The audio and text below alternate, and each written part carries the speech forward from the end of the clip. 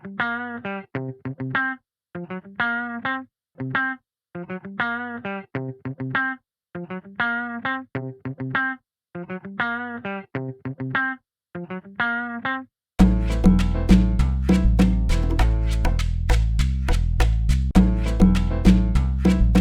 Sir இது?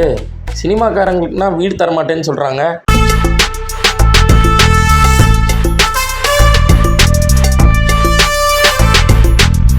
Cinema கம்பெனிக்கு அவ்வளோ சீக்கிரத்தில் இந்த ஏரியா வீடு கிடைக்காது.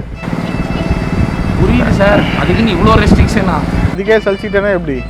அதை தாண்டி பொறுமை வேணும். நாளைக்கு நம்ம ஆஃபீஸ் போட்டோம் வச்சுக்கோங்க, நிறைய கும்பல் வரும், ஆடிஷனுக்கு வருவாங்க, நைட்டில் ஒர்க் பண்ணுவோம். இதுக்கேற்ற மாதிரி வந்து நம்ம தேடணும். ஒரு ஆஃபீஸ் போகிறதுக்கு ஸ்பேஸே வந்து நம்ம இவ்வளோ நேரம் ஆகுதுன்னா அப்போ வந்து படம் எடுக்கிறது எவ்வளோ கஷ்டம்ன்றது புரிஞ்சுக்கும். இதெல்லாம் தாண்டி ஒரு கதை சொல்லி ப்ரொடியூசர்கிட்ட ஓகே பண்ணுறது பெரிய குதிரை கும்பிடா. ஏதோ உங்கள் அங்கிள் நல்ல கதைன்றதுனா சூஸ் பண்ணியிருக்காரு.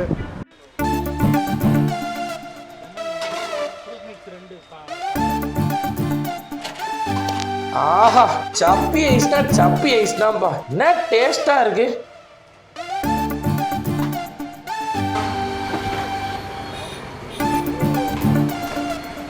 டேய், என்ன பண்ணுறீங்க சார்? சப்பி ஐஸ் சார், அந்த காலத்து ஐட்டம். இப்போல்லாம் இது கிடைக்கவே மாட்டேங்குது. நான் ஆஃபீஸ் கிடைக்க மாட்டேன்னு கேண்டில் இருக்கேன், நீ சப்பிஎஸ் கிடைக்க மாட்டேன்னு பேசிகிட்டு இருக்கேன். சார் அது ஒரு பக்கம் இருக்கட்டும் சார், இந்த சம்மருக்கு நல்லா இருக்கும் சார். நீங்கள் வேணா ஒன்று சப்பி சாப்பிட்றீங்களா? அப்படி சாப்பிட்டு போ. எப்படி போகிறோம், எப்படி இறங்கி போகிறோம் எல்லாம் பேசிட்டியா?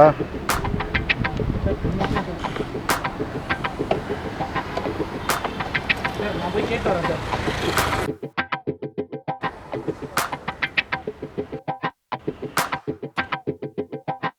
அது சீப்பாக இருக்கோ இல்லையா, நீ சீப்பாக இருக்க. உட்கார்.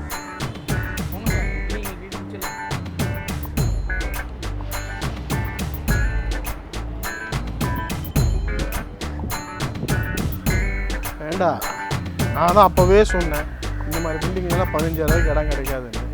சொல்கிறது எங்கேயாச்சும் கேட்குறியா? பார்க்கலாம், இந்த மாதிரி டைம் வேஸ்ட் பண்ணிட்டு இருக்காத. சொல்லிக்கிட்டே இருக்கேன், திருப்பி ஏதாவது உனக்கு கோளாறு கொடுத்துட்டே இருக்கேன். நீ உக்காரு.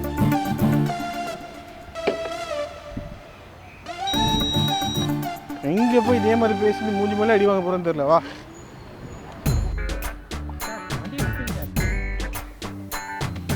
ஏன்டா அப்படி பரபரன்னு பண்ணிட்டு வர? டூலெட் போர்டு தான் பார்த்தியா என்ன? சார் டூலெட் போர்டுலாம் பார்க்கல சார். இங்கே பாருங்க, வண்டி 20% தான் சார்ஜ் இருக்குது. இதுக்கப்புறம் சார்ஜ் போட்டால் தான் வண்டி நவுத்த முடியும்.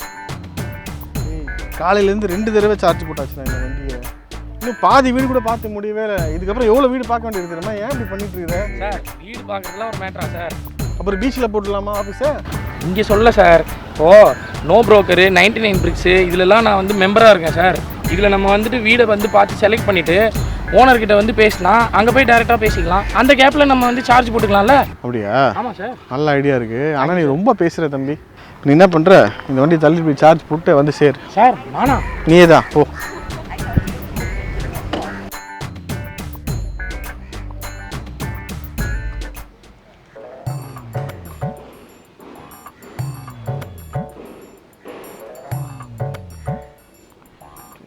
A few moments later.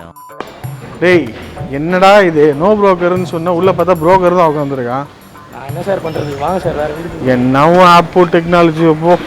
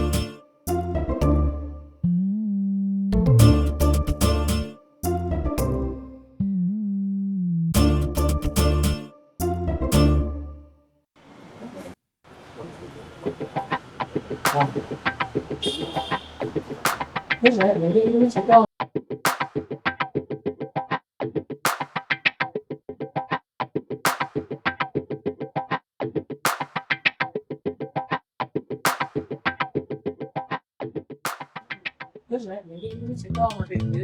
இவங்க வேற வெஜிடேரியன் அப்படின்றாங்க. எனக்கு தான் புரியல. இந்த ஹோட்டலில் வைக்க இடம் கேட்டான், ஆஃபீஸ் போடுறதுலாம் கேட்டான், வெஜ்ஜு நான்வெஜ்ஜுன்னு இதாக பண்ணிட்டு இருக்கானுங்க. கடுப்பாக வருது. சார் பேசாம ஒன்று பண்ணலாமா? அனுபவம் சார் சொன்னார்ல அந்த ராசி கடைக்காரரு, அவரை போய் பார்த்தா என்ன? ஓகே, அவரையும் போய் பார்த்து என்ன சொல்றாருன்னு கேட்போம். என்ன அதுன்னு பார்ப்போம் வா. அப்படியே லஞ்சு சாப்பிட்டு போயிடலாமே. லஞ்சா? ஆமா சார். பக்கத்தில் பாம்பன் சாமி கோவில் இருக்கு. ஆமா போலாம் வா. சார் சாப்பிட்டு போய் சாமி கும்பிடலாமே. ஏய், கோயிலுக்கு போறதே சாப்பிடதான்டா, அன்னதானம் நல்லா இருக்கும் போ.